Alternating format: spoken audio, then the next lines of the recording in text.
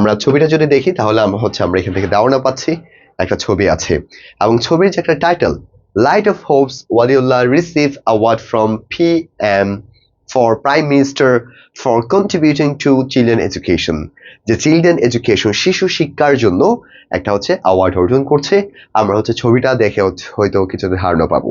এখন আমাদের যে আর্টিকেলগুলো আছে সেই আর্টিকেলের এক একটা কলামগুলো কিভাবে লিখেছে, আমরা কিভাবে কলামগুলো ডিফারেন্স বা উপস্থাপন করবো সেই বিষয়টা আমরা একটু দেখব। ওকে, আমরা এখন আসি।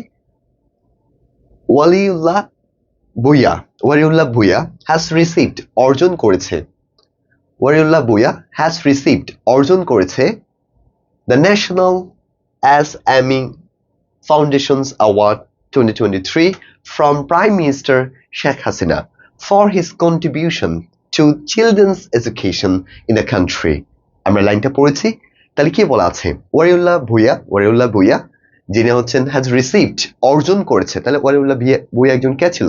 এখানে একটা লাইন গ্যাপিং হয়ে গেছে, সে founder of the light of hopes, যে লাইট অফ হোপস এর একজন কি ছিল? ফাউন্ডার ছিল। হ্যাজ রিসিভড অর্জন করেছে, তাহলে আমরা হ্যাজ রিসিভ শব্দটা এখানে কেন ইউজ করছি?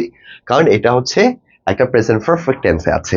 ওকে, আর হ্যাজ কেন? কারণ ওয়ালিউল্লাহ ভুঁইয়া এটা third person singular number. The national SME foundation award 2023, তাহলে এটা কি অর্জন করেছে? তাহলে এটা পুরোটা আমার একটা অবজেক্ট, এবং অবজেক্ট রূপে আমার এখানে একটা নাউন ফ্রেজ আছে। কি আছে? একটা নাউন ফ্রেজ। এবং আমরা জানি কখনো যদি দা দিয়ে শুরু হয় সেটা একটা নাউন ফ্রেজের একটা অংশ, আর কোনো শব্দের সাথে যদি এল থাকে তাহলে সেটা একটা adjective. National SME foundation award 2023 from থেকে, কোথা থেকে? প্রাইম মিনিস্টার শেখ হাসিনা থেকে অর্জন করেছেন। কিসের জন্য? For his contribution. আমরা জানি কন্ট্রিবিউট হচ্ছে একটা ভার্ব, আর কন্ট্রিবিউশন হচ্ছে একটা নাউন। কন্ট্রিবিউশন কিসের জন্য কন্ট্রিবিউশন করেছে? To children education in our country, অর্থাৎ আমাদের দেশে শিশু শিক্ষা নিয়ে কাজ করার কারণে ওয়ালিউল্লাহ ভুঁইয়াকে, দ্য লাইট অফ হোপসকে একটা কি হয়েছে?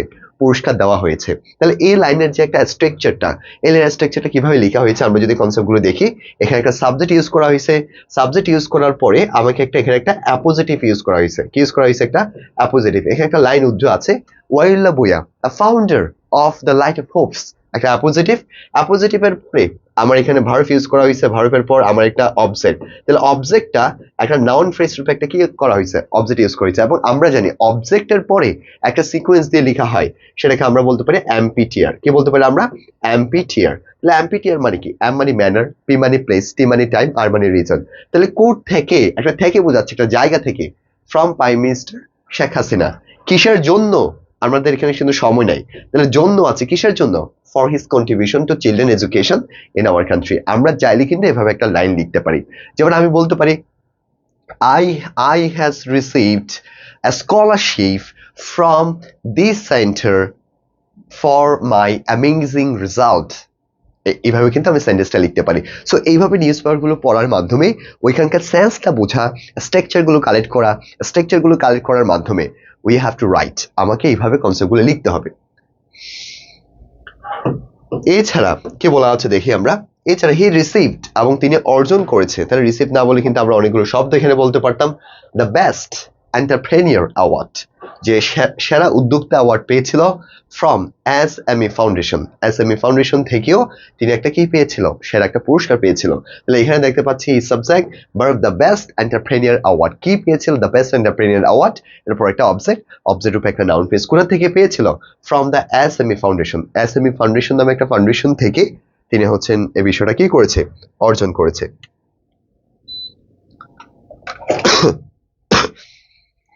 অফার বাই, যেটা মূলত অফার করেছিল, অফার পর বাই কোনো কিছু ধারা। মিনিস্ট্রি অফ কমার্স, যে বাণিজ্য মন্ত্রণালয়ের অধীনে বাংলাদেশের বাণিজ্য মন্ত্রণালয়ের অধীনে সেটা কি করে থাকে? অর্জন করেছে। দিস ইয়ার, এই বছর। দিস ইয়ার এটা একটা অ্যাডভার্বিয়াল ফ্রেজ। কখন? এই বছর, this year. A total of 7 founders, total কয়জন ফাউন্ডার্স? 7 জন ফাউন্ডার্স হ্যাভ রিসিভড, তারা অর্জন করেছে। দিস ইয়ার কিন্তু একটা অ্যাডভার্বটা কিন্তু আমরা শেষেও কিন্তু ইউজ করতে পারতাম, আমি দেখাবো।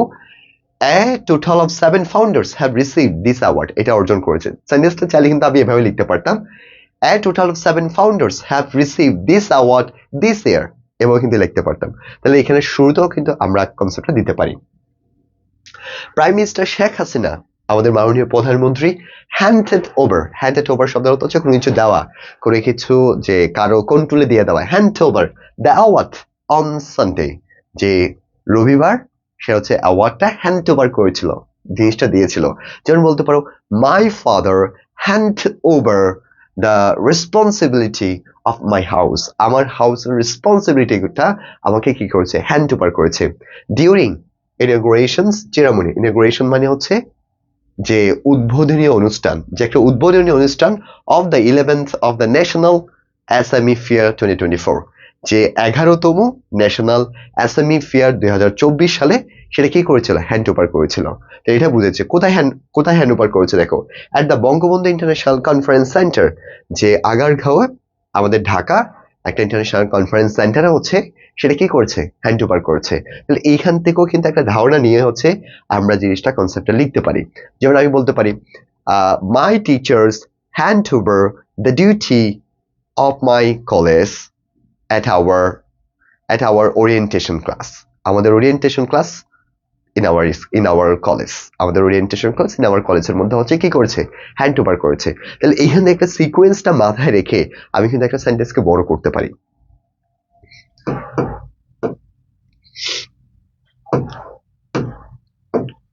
ওকে, এরপর কি আছে আমরা দেখি।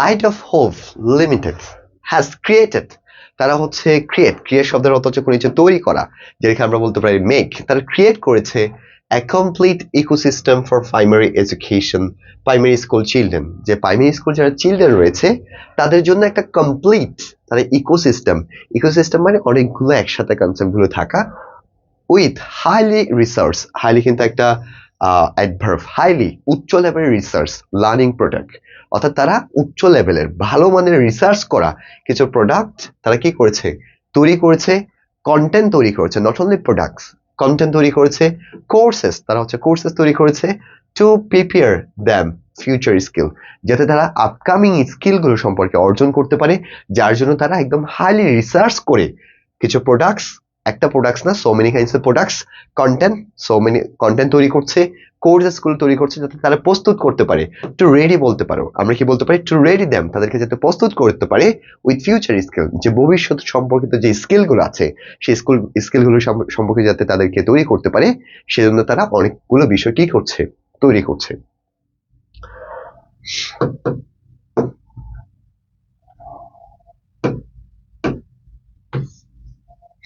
ওকে, এরপর কি আছে দেখো, দ্য গুপি, এরপর আমাদের আছে Goofy, the media franchise for kids owned by light of hope, the light of হোপের একটা মিডিয়া ফ্রান্সেস হচ্ছে কি গুফি, এটা হচ্ছে কিডসের জন্য। Features a range of popular character, range মানে পরিসর, ফিচার তারা হচ্ছে কিছু বৈশিষ্ট্য যোগ করেছে, কিছু ফিচার যোগ করেছে, a range of popular character সবচেয়ে কিছু জনপ্রিয় ক্যারেক্টার, that যেটি help চিলড্রেনকে হেল্প করবে, ডেভেলপ উন্নতি করতে। তাহলে আমরা কি বলতে পারি, হেল্প, এখানে হেল্প হচ্ছে একটা পজিটিভ ভার্বের পর সরাসরি ভার্বের বেস ফর্মটা বসে।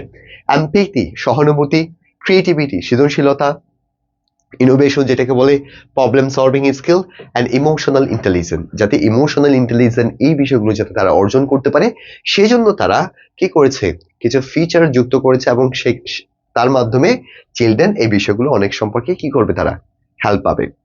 বেসড অন দিস ক্যারেক্টার, এই ক্যারেক্টার গুলোর উপর নির্ভর করে, সাধারণত বেসড অন শব্দের অর্থ হচ্ছে কোনো কিছু নির্ভর করা। হি হ্যাজ রাইটেন, তিনি লিখেছে, and published এবং লিখেছে এবং প্রকাশ করেছে, চিলড্রেন বুকস, যে শিশুদের বুকস, উইথ ওয়ান্ডারফুল স্টোরিজ, অসাধারণ স্টোরিজের মাধ্যমে, কন্টেনিং সেখানে সংযুক্ত ছিল powerful and life changing messages, এবং সেখানে সংযুক্ত ছিল পাওয়ারফুল এবং লাইফ চেঞ্জিং কিছু মেসেজেসের কিছু লিখেছে এবং প্রকাশ করেছে কিছু বই। Okay, this story are then animated, এবং সেই গল্পগুলো ছিল অনেকটা অ্যানিমেটেড, ঠিক আছে, মানে কার্টুন সম্পর্কিত আর কি।